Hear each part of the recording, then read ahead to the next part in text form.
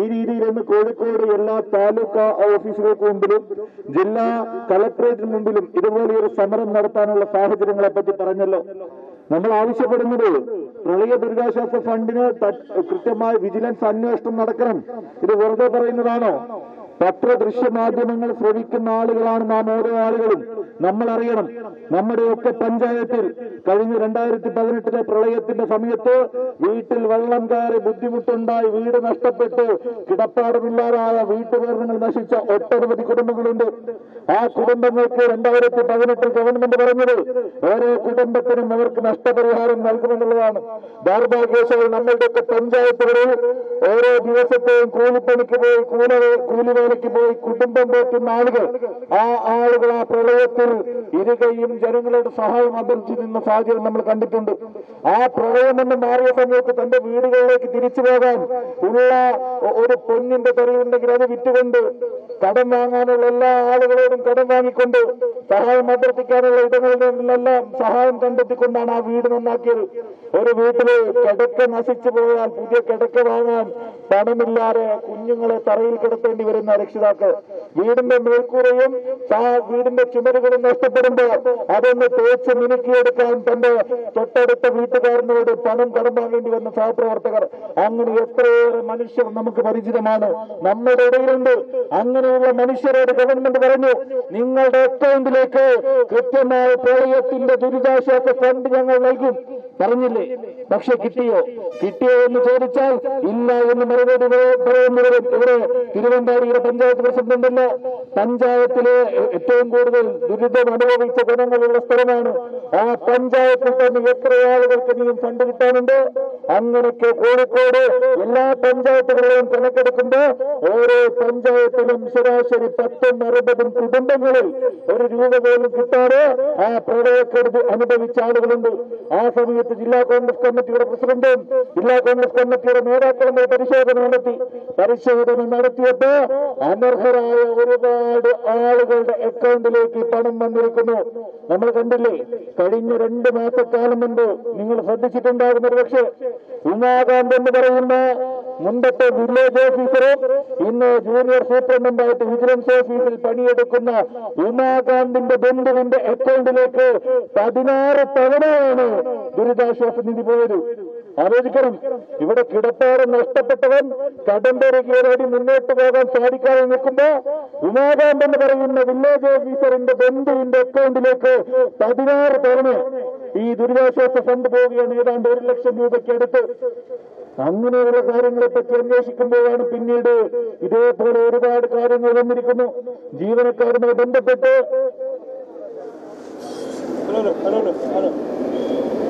വേണ്ടപ്പെട്ട ആളുകളുടെ സ്വന്തക്കാരുടെ ഇഷ്ടക്കാരുടെ അക്കൗണ്ടുകളിലേക്ക് ആർക്കും ഒരു അർഹതയുമില്ലാത്ത ആളുകളുടെ അക്കൗണ്ടിലേക്ക് പണം പോയിരിക്കുന്നു.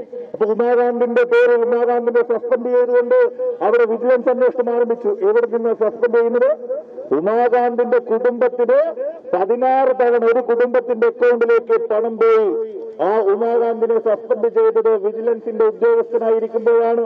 ഇന്ന് ആ റിപ്പോർട്ട് പുറത്തു വരുമ്പോ ഇതിന് ഈ തട്ടിപ്പിന് നേതൃത്വം കൊടുത്ത ഉമാനാഥിന് ക്ലീൻ ഷീറ്റ് നൽകിക്കൊണ്ട് പാവപ്പെട്ട ചില ക്ലർക്കുകളെയൊക്കെ അതിന്റെ ഇരകളാക്കി കൊടുക്കുകയാണ് കോഴിക്കോട് നിന്ന് സർക്കാർ ചെയ്യുന്നത്. നമ്മൾ ആലോചിക്കണ്ടേ?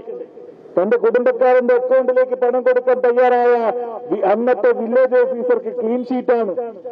പാവപ്പെട്ട കുറെ ആളുകളെ ബലിയാടാക്കുന്നു. അത് ഒരു ഉമാകാന്തിൽ നിൽക്കുന്ന കാര്യമല്ല. ഇത് കോഴിക്കോട് പല ഓഫീസുകൾ കേന്ദ്രീകരിച്ച് സമാനമായ തട്ടിപ്പുകൾ നടക്കുന്നു. ഇന്ന് നമ്മൾ പത്രമാധ്യമങ്ങളിൽ നമ്മൾ വായിക്കുന്നത് ഒരു തഹസീൽദാരുടെ അക്കൗണ്ടിലേക്ക് 34 ലക്ഷം രൂപ പ്രളയ ഫണ്ടായിട്ട് അനുവദിക്കപ്പെട്ടിട്ടുണ്ട്. ആ 34 ലക്ഷം രൂപ എന്ന് പറയുന്നത് പേഴ്സണൽ അക്കൗണ്ടാണ് എന്നാണ് പത്രങ്ങളിൽ വരുന്നത്. അത് പേഴ്സണൽ അക്കൗണ്ട് ആണെങ്കിൽ അത് അത്രമേൽ ഗുരുതരമാണ്. അല്ല എങ്കിൽ അതൊന്ന് പറയാൻ പോലും സർക്കാർ തയ്യാറാകാത്ത സാഹചര്യം നമ്മൾ കാണുകയാണ്. ഈ രീതിയിൽ നമ്മളുടെ കോഴിക്കോട് കേന്ദ്രീകരിച്ച് അർഹതപ്പെട്ട ആളുകളെ അവഗണിച്ചും അനർഹർക്ക് ലിസ്റ്റിൽ ഇടം കൊടുത്തും അവന്റെയൊക്കെ അക്കൗണ്ടിലേക്ക് പണം നിക്ഷേപിച്ചുകൊണ്ടും ജനങ്ങളെ കൊള്ളയടിക്കുന്ന വലിയ തട്ടിപ്പ് നടക്കുകയാണ്. ഇവിടെയാണ് നമ്മൾ ആവശ്യപ്പെടുന്നത്. ഇതിന് കൃത്യമായ സമഗ്രമായ ഒരു അന്വേഷണം വേണം. അർഹതപ്പെട്ട ആളുകൾക്ക് പണം കൊടുക്കണം. പക്ഷേ അർഹതപ്പെട്ട ആളുകളെ തട്ടിപ്പിനിരയാക്കിയ ജീവനക്കാർക്കെതിരെ നടപടി സ്വീകരിക്കാൻ സർക്കാർ തയ്യാറാകണം. ദൗർഭാഗ്യവശാൽ ഈ സർക്കാർ തട്ടിപ്പുകാരന്റെ കൂടെയാണ് എന്ന് പറയേണ്ടി വരും.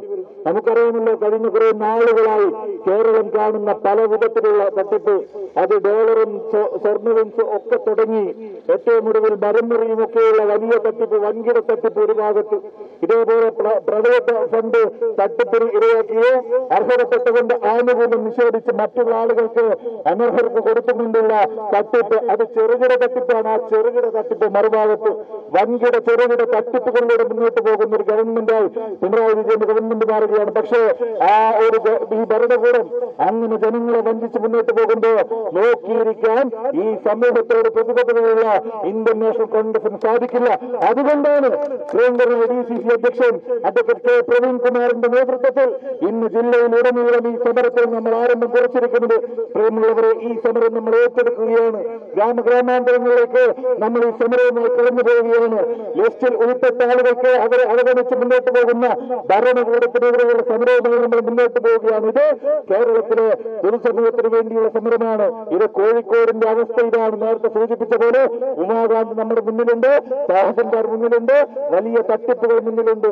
ഇതിനൊപ്പം തന്നെയല്ലേ നമ്മൾ ഓർക്കുന്നില്ലേ, കളമശ്ശേരിയിൽ പ്രളയത്തിന്റെ ഫണ്ട് തട്ടിപ്പുമായി ബന്ധപ്പെട്ട് കോടിക്കണക്കിന് രൂപയുടെ തട്ടിപ്പാണ് കളമശ്ശേരി കേന്ദ്രീകരിച്ച് നടന്നത്. അന്നൊരു പുകമറ ഉണ്ടാക്കാൻ വേണ്ടി അന്ന് CPM-ന്റെ സെക്രട്ടറി സക്കീർ ഹുസൈനെ എന്ന് പാർട്ടി ചുമതലയിൽ നിന്ന് മാറ്റി നിർത്തി. ഇന്ന് വീണ്ടും പാർട്ടിയിൽ സജീവമാണ് ഈ സക്കീർ ഹുസൈൻ. അതൊരു സക്കീർ ഹുസൈനിൽ നിൽക്കുന്ന കാര്യമല്ല.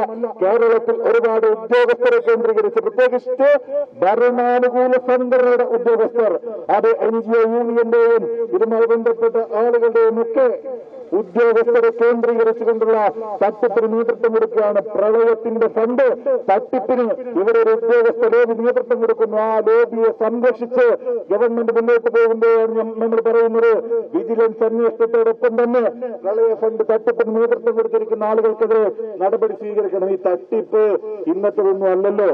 നമ്മൾ കാണുന്നില്ലേ, 300 കോടി രൂപയുടെ ഫണ്ട് തട്ടിപ്പാണ് കരുവന്നൂർ ബാങ്ക് കേന്ദ്രീകരിച്ച് നടന്നത്. ഇവിടെ തമ്പിക്കത്തി ബാങ്കില്ലേ, നിങ്ങളൊക്കെ ബാങ്കുമായിട്ട് പോകുന്ന ആളുകളല്ലേ.